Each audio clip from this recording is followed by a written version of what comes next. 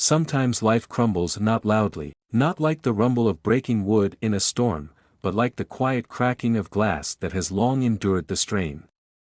I never thought that my life, built with so much hard work, would one day come crashing down because of what, at first glance, seems like a small thing, a simple trip to the store for milk, but that day was the beginning of the end of everything I thought was mine. The house that had been our cozy corner became a symbol of betrayal. The people I trusted were not who I thought they were, and the worst thing about betrayal, it's that it always comes from those closest to you. It was an ordinary morning. Lisa, my wife, stood at the stove making scrambled eggs. Her long brown hair was gathered in a careless bun, and a slight smile wandered across her face. I adored looking at her at times like this, simple, homely, no makeup and no worries. "Will you buy milk on the way?" she asked as I sat down at the table. "Sure," I nodded, sipping my coffee. Tom, our 3-year-old son, was already on the floor with his toy cars, mumbling to himself. "The plumber is coming today," she added. "He's finally going to fix the faucet in the bathroom." I didn't even pay attention to what she said. On the way to the store, I thought about how my life had turned out. A nice house, a wonderful wife, a healthy baby. Everything was just as I'd dreamed, but looking back, I'm starting to notice the little things. The too much time Lisa spent in the bathroom, supposedly taking showers. The phone calls she would rush to end as soon as I entered the room. That afternoon, I stayed late at the store. A traffic jam at the checkout, a conversation with a neighbor. And when I came back, I found a very different picture. The door was ajar. It was strange, because Lisa always locked it with the latch. I went inside, and the first thing that greeted me was absolute silence. "Lisa?" I called out, but there was no answer. As I walked past the living room, I noticed that the couch had been moved a bit and there was a mug of unfinished tea on the table. At that moment I figured the plumber was still working in the bathroom, so I headed that way. When I opened the door, I saw them. Lisa and some man. They were standing too close and her hand was on his shoulder. It was like the world had stopped. What is the meaning of this? My voice was icy, and even I barely recognized it myself. Lisa pulled away from the man abruptly, her face going white. "It's not what you thought," she began, but I already knew it was exactly that. The plumber, a short man in dirty jeans and with oil stains on his hands, looked embarrassed but not particularly guilty. "You? Are you serious?" I looked at her, feeling the anger rising in me. While I was at the store, she didn't say anything. I ran out of the house, slamming the door so hard the glass in the window rattled. My head was buzzing. All I could think was, why? Why did she do that? What did I do wrong? Was I really that bad of a husband? I got in my car and just drove, not knowing where. The roads were snowy, the radio station was playing softly, but I couldn't hear the words. I thought back to all the moments of our lives. The wedding. The first house. Tom's birth. Every time I saw her happy smile, how could it all turn into a lie? I remembered kneeling in the park, holding the ring. She was looking at me with shining eyes and couldn't hold back tears of happiness. Yes, of course, yes, we seemed so happy. Now I couldn't tell if she had ever been sincere. When I returned, the house was dark. Lisa was sitting in the kitchen, her face looking haggard. "We need to talk," she began. "No, we have nothing to talk about," I replied, trying to keep my voice steady. "You betrayed me, it was a mistake." "He doesn't mean anything, means nothing." I laughed, though there was no joy in it. "Then why?" She didn't say anything. That night I slept on the couch. In the morning I made a decision. I couldn't live like this. I couldn't look at her, couldn't be near her. That moment in the bathroom changed my perception of her as a person once and for all, but the question that tormented me the most was, what would happen to Tom? The night passed in agonizing silence. I lay on the living room couch, staring up at the ceiling. The blanket was bunched up at my feet. And the pillow felt like stone. Sleep wouldn't come. Every second, my mind kept bringing me back to the moment I opened the bathroom door again and again. How could she? That question circled around in my head like a corrupted tape, and there was no answer. I tried to figure out where I'd made a mistake. Maybe I wasn't paying enough attention to her. Maybe I was spending too much time working, but the more I thought about it, the more I realized it wasn't my fault. She made her choice. And that choice had destroyed everything I'd spent so long building. I remembered our first big fight when Tom was a baby. Lisa complained that I was coming home too late, that she couldn't handle the baby on her own. I stay home all day like a cage. She yelled at me then, "What do you want me to do?" I replied, trying to stay calm. "I work so that we have something to live on. I don't need money, I need you." Her words hurt me then. I really thought I was doing the right thing. But now, looking back, I wondered if that fight was the first signal that something was wrong in our marriage. In the morning, I woke up to the quiet sound of dishes in the kitchen. Lisa was making breakfast as if nothing had happened. I walked into the kitchen, trying to stay as calm as possible. "We need to decide what to do next," I said. She looked at me, and there was something new in her eyes, fear. "Mark, please don't jump to conclusions. It was a mistake, a moment of weakness, a moment of weakness." I snorted, unable to contain my sarcasm. "Is that what you call cheating?" She lowered her eyes. I don't know what came over me. It was wrong, wrong. You broke our family, Lisa. Do you understand that?" My voice shook, but not with anger, but with pain. I remembered the scene in the maternity ward when Lisa held Tom in her arms for the first time. Her eyes shone with happiness, and I felt like the luckiest man in the world. "He's ours," she whispered as she rocked the baby. How could the woman I loved with all my heart do such a thing? Tom was too young to understand what was happening. But his childish curiosity was impossible to ignore. "Dad, why did you sleep in the living room?" he asked at breakfast, looking at me with big blue eyes. I looked at Lisa. She tensed up, as if she expected me to say something terrible. "Sometimes dads and moms have to think about important things separately," I replied softly, trying not to show how much it hurt. "Are you going to live in the living room now?" That question made me freeze. I realized that my son also felt our house falling apart. Lisa avoided looking me in the eye. She didn't offer anything, didn't try to explain herself. Perhaps she knew that any word she spoke would be empty. All I could think about was how we would live our lives now. Forgive her. Leave. Take Tom. I decided I needed time. "I need to go away for a couple of days," I told her that evening. "Where to?" Her voice shook. "Anywhere. I just need to think." I remembered our honeymoon, how we spent 2 weeks in the mountains, enjoying the silence and nature. That was the first time I felt I'd found my man. Now that memory was just a reminder of what I had lost. I got in my car and just drove. The winter roads were empty, with only the occasional car whizzing by. My phone was ringing off the hook with Lisa's calls, but I didn't answer. I pulled over to the side of the road to catch my breath and noticed my hands were shaking. What am I going to do? I closed my eyes and remembered Lisa standing in the bathroom with that man. It didn't make sense in my mind how someone you love could do such a thing. Eventually I arrived at my parents' house. My mother saw me on the doorstep and knew something was wrong. "What's wrong, Mark?" I didn't say anything. I just hugged her, feeling the tension inside finally ease a little. "She cheated," I whispered. Mom took me into the kitchen, where we sat for a long time drinking tea. "People make mistakes, Mark. But not every mistake deserves forgiveness," she said finally. Those words stuck in my head. My parents' house was just as I remembered it from my childhood. It smelled like fresh pies and the slightly muted wood smell from the old sideboard. But now I felt like a stranger in this cozy space. I sat on the couch in the living room while my mom fiddled in the kitchen, trying not to ask too many questions. She knew I needed time. How do I move on with my life? How do I explain this to Tom? It was a question that wouldn't leave my mind. After all, my son was too young to understand what was happening, but sooner or later he would find out the truth anyway. Suddenly, a memory came back to me. I saw her for the first time at a mutual friend's birthday party.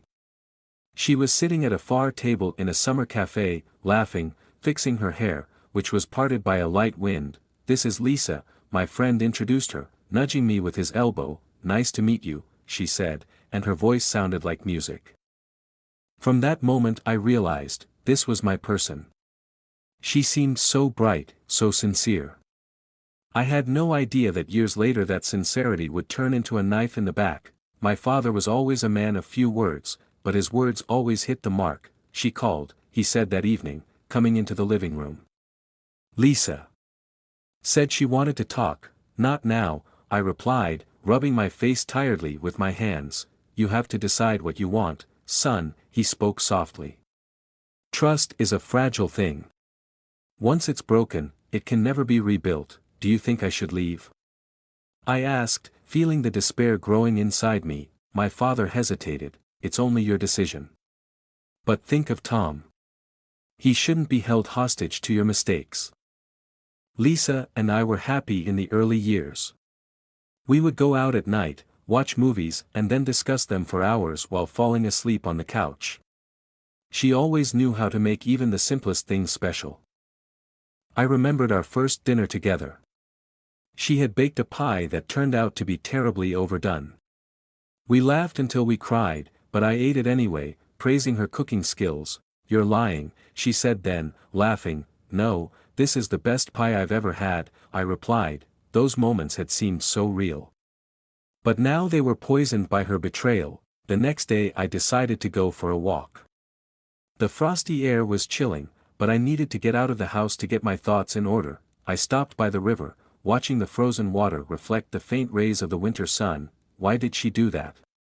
What pushed her into the arms of another man? Maybe I wasn't listening to her enough. Maybe she was feeling lonely. Or maybe she was just looking for something new that I couldn't give her.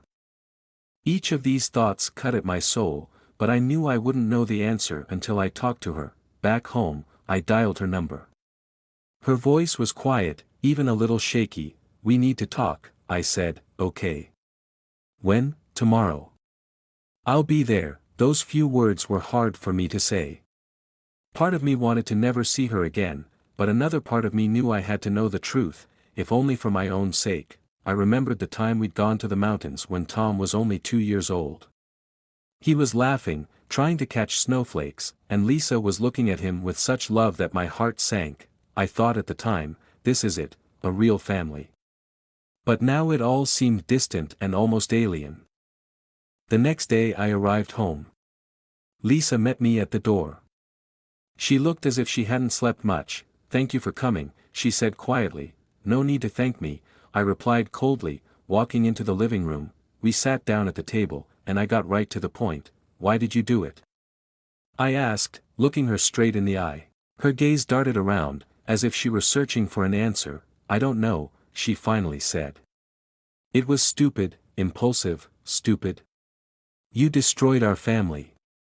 How could it be just stupid? Her eyes filled with tears, but I felt no pity. Did you even think about Tom?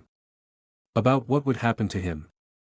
I don't know what came over me. Her answers were empty, and that pissed me off even more. Lisa sat across from me, her hands clasped together. Her eyes were reddened, but the tears weren't flowing anymore. It was like she was exhausted with emotion. Mark, I can't justify anything, she finally began, her voice shaking. It was the biggest failure of my life. I stared at her, trying to find some sincerity in her words. But what could be sincere about cheating? You're talking about failure, I said slowly. You call it like it's some kind of exam. She averted her eyes, lowering her head. What should I call it? I've made a terrible mistake. I know I've ruined everything. I was silent. The words stuck in my throat. My gaze darted around the room, clinging to familiar things, the pictures on the walls, the clock I'd fixed months ago. It all felt foreign, like I was in someone else's life. We celebrated modestly. Lisa made a homemade cake and I bought her a small engraved pendant. She was so happy when she opened the box that she immediately hugged me. Scattered in gratitude, you are the best husband in the world, she said then. Those words echoed in my mind. How could that moment be real, if years later everything was ruined? Lisa, you say it's a mistake. But do you realize what that looks like from my side? She nodded, but her silence gave away the fact that she couldn't fully realize the extent of her guilt. It was weakness, a moment when I felt forgotten, she said, finally raising her head. Forgotten. Are you serious? Are you saying that justifies letting a stranger into our house? No. She interrupted quickly. Nothing excuses it. I don't even know how to explain it. Her voice trembled, and I could see that she was genuinely struggling to find the words. You think I haven't noticed you? I continued. You think I didn't love you? She didn't answer anything. Tom was sick with bronchitis when he was 3 years old.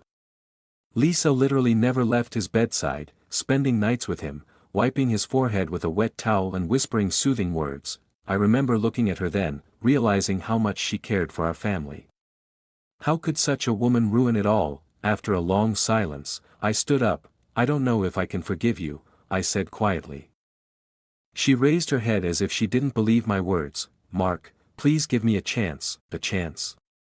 A chance at what? I grinned bitterly. For you to prove to me that you can break my trust one more time. She jumped up from her chair and walked over to me, trying to take my hand, but I pulled away. I'll do anything to fix this. Her voice was almost pleading. Fix it? Lisa, these things can't be fixed. It's not a broken lamp that can be fixed. The next day, I met up with my old friend Mike. We sat at the bar, and I told him everything that had happened. She cheated with who? The plumber? He asked me in surprise. I nodded, unable to keep from grinning bitterly. It sounds like the plot of a cheap melodrama. He said, taking a sip from his glass. But, man, you gotta decide what's more important to you. What do you mean? You can leave if you don't see the point in fighting. Or you can stay for Tom. But both would be painful. Those words echoed in my mind. My parents always modeled the perfect family. They fought, but they always found a way to work things out. I grew up believing that marriage was a fortress that no one could destroy. But now I looked at my life and realized that my fortress had turned out to be a cardboard set. I came home 3 days later. Lisa was sitting on the couch with her arm around Tom. She looked tired and depressed. Have you thought about it? She asked quietly as Tom went to his room. Yes, I answered. She looked at me hopefully, but there was fear in her eyes. Lisa, I don't know if I can trust you again. But for Tom's sake. For our family, I'm willing to try. Her eyes filled with tears, and she nodded. Thank you, Mark. I'll prove to you that I'm worthy of this chance. But even as I spoke those words, I knew the road to regaining trust would be long and thorny. Emptiness. That's exactly how I felt. When you find out you've been betrayed, time stops. You exist, you breathe, you speak, but it's not you. It's as if your soul has been separated, leaving a shell that continues to live on by inertia. The days merge into one endless stream, where morning brings only a new batch of pain. After the truth came out, I began to notice something new in our house: the walls. They had always been there, but now they had become insurmountable. A barrier had grown between Lisa and me that was impossible to break down. I could no longer look at her the way I used to. Her touch irritated me, her voice reminded me of betrayal. Mark, I want to make things right, she said one day, looking at me with desperation. Fix it? Do you think it's possible? She didn't answer anything, just lowered her eyes. I closed my eyes and remembered the day Lisa and I decided to have a baby. It was one of the happiest decisions of our lives. Are you sure you're ready for this? She asked, smiling. I've never been more ready. Tom had been the center of our world, and I believed then that nothing could destroy our happiness. Now I wasn't sure that happiness even existed. Every day I tried to find the strength to forgive, but each time I was burned by a new wave of anger. One evening Lisa came up to me as I was reading Tom a bedtime story. You're doing a good job with this, she said. With what? Exactly. Pretending everything's okay. She wanted to say something, but changed her mind. When she left the room, Tom asked, Dad, are you mad at Mom? I froze. No, Tom, I'm just tired, but that was a lie. I was angry. What's next? Every night I asked myself the same question. What next? I couldn't leave because of Tom. But I couldn't bear to stay. How can you live with someone you no longer trust? I thought as I looked at our wedding photo. In that picture, we were happy. But it was a different world, a different me. I remembered what my father had once told me: marriage has its difficulties, Mark. But the most important thing is trust. If it's there, you can handle anything. Now his words sounded like mockery. Lisa talked me into going to therapy. At the first session, the therapist asked, "How are you feeling right now, Mark?" I was silent for a long time before answering. "Emptiness," Lisa cried. "You mean you don't feel anything for me anymore?" She asked. I didn't know what to say. I remembered the first time I told her I loved her. It was in winter, we were walking in the park. "Did you mean it?" she asked me, laughing. I couldn't be more serious, I answered, looking into her eyes. Now I wasn't sure if those words still meant anything. One night I woke up to Lisa crying in the next room. "What do you want from me?" I asked, walking in on her. "I want you to love me again," she said through her tears. "Have you ever loved me? If you could do that." She didn't say anything, just hugged me. What is forgiveness? Is forgiveness a weakness or a strength? I didn't know. I only knew that every decision I made hurt either me, Tom, or her. I remembered our first year of marriage when everything was new and bright. We could talk for hours, laugh, plan for the future. Now we could barely look at each other. Tom was the only reason I was still here. One day he drew us all together and said, "This is our family. We'll always be together, won't we?" Those words became an anchor for me. I couldn't let him down. From the moment I learned of the betrayal, our home was no longer a place where I felt safe.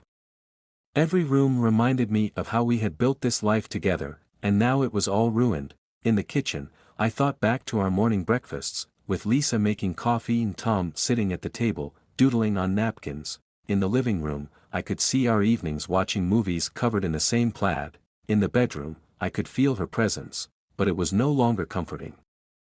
How could all this have turned into nothing? I thought, sitting on the edge of the bed. I remembered the day we signed the papers to buy the house.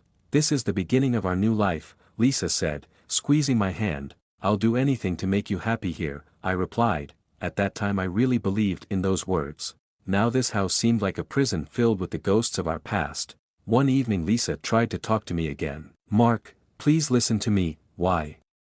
"So you can say it was a mistake again. So you can make excuses. I'm tired of hearing it. You think this is easy for me? I wake up every day thinking I destroyed our family, but you did it, Lisa. You chose this path." Her eyes filled with tears, but I couldn't feel sorry for her. What is family? After the argument, I retired to my room and sat in silence for a long time. What is a family? It's trust, love, a future together.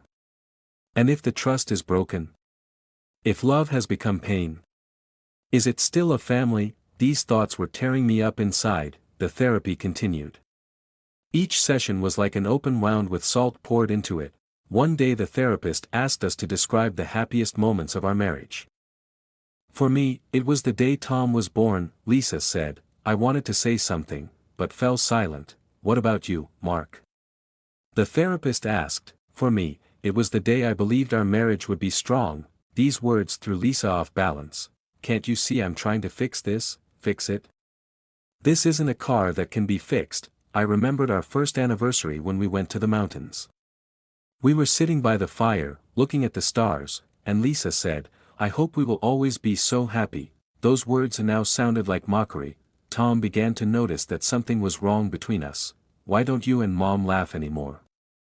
he asked me one day. "Sometimes grown-ups fight," I answered, trying to hide my feelings. "But you still love each other, don't you?" I didn't know what to say. One day Tom brought me a drawing. It was of our family. "That's us. We'll always be together, won't we?" I looked at that drawing and tears streamed down my face. "Yes, Tom, we will always be together," I said, even though I wasn't sure it was true. That night I wrote Lisa a letter. "Lisa, I don't know if I can forgive you. But I know you were everything to me. You were my home, my support, my love. Now it's all gone, and I don't know how to move on." I left this letter on the table, but I took it back the next morning. I remembered our last vacation. We were walking along the beach and Lisa said, "Do you know that you are the best father and husband?" Those words seemed true to me at the time. Dan came to me for support. "You have to decide, Mark. It's killing you. I can't leave because of Tom. but if you stay, you will destroy yourself. His words made me think. The next day, I decided to talk to Lisa. Lisa, why did you do it? She was silent for a long time before answering. I don't know. I just lost myself. Do you realize that along with that, you lost me? She couldn't answer. Therapy was coming to an end, but I wasn't sure it had helped. You have to decide if you're ready to work on your marriage, the therapist said. I wasn't sure of my answer. After another stressful day, I found myself in front of our old wedding album. It stood on a shelf, dust covered only by the edges. I opened the first page and saw Lisa and I, young, smiling, full of hope. I remembered the day I stood in front of the altar, holding her hand. Her eyes were filled with sincere love. Do you promise to be with me always? She asked before we said yes to each other. Promise, I answered, believing then that nothing and no one could break our union, but that was before the affair. I remembered the night I proposed to her. We were having dinner at a small restaurant, and I couldn't hide my excitement. Are you okay? Lisa asked, noticing me playing with my fork. Yeah, just thinking about how to say it, I replied before pulling out my ring. Her eyes filled with tears of joy. Yes, Mark. I agree. Those memories now brought only pain. The next day I decided to talk to my mother. You look exhausted, Mark, she said when she saw me. That's because I don't know how to live anymore, I replied. I told her everything that had happened. You have to decide, Mark, what's more important to you, your pride or your family? Her words stuck in my head. One night, when I thought Tom was asleep, he suddenly came into the room. Dad, I heard you talking to Grandma. Did Mom hurt you? I didn't know what to say. Tom, sometimes grown-ups make mistakes. Do you still love her? Those words stabbed me like a knife. I don't know, Tom. I remembered the first time Lisa told me she loved me. We were sitting in her car after another date, and she suddenly turned to me. Do you know I love you? I was stunned, but I smiled. I love you too. That was the moment that defined my entire future. At night I wrote a letter to Lisa again, but this time I left it on the kitchen table. Lisa, I don't know how we came to this moment. But I know one thing, you were everything to me. It hurts to even look at you now. If you really want to keep our family together, you have to prove you're willing to fight. The next morning, she found the letter. I'll do anything to earn back your trust, she said. I wanted to believe her, but I couldn't. I remembered the day Tom was born. It was the happiest moment of my life. This is our son, Mark, Lisa said, holding him in her arms. He's our future, I replied, not realizing that this future would be so complicated. Friends and co-workers began to notice that something was wrong with me. You look tired, my friend Jake said at lunch one day. I just have a lot to do, I lied. But Jake didn't believe me.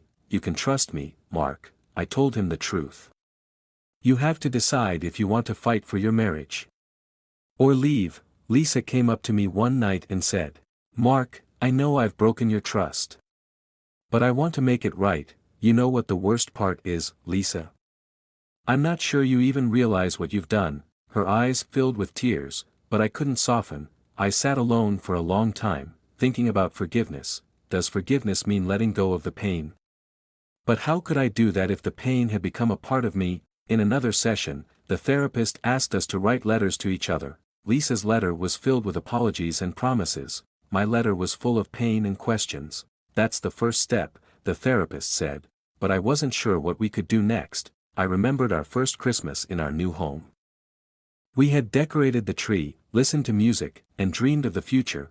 Now those memories seemed distant and unreal. One evening I sat on the veranda and looked up at the stars. What will happen next? I thought, holding a picture of our family. Tom came over to me and sat next to me. Dad, it's going to be okay, isn't it? I hugged him, hoping that someday I would be able to answer yes without a doubt. Every morning began with trying to figure out who I was now.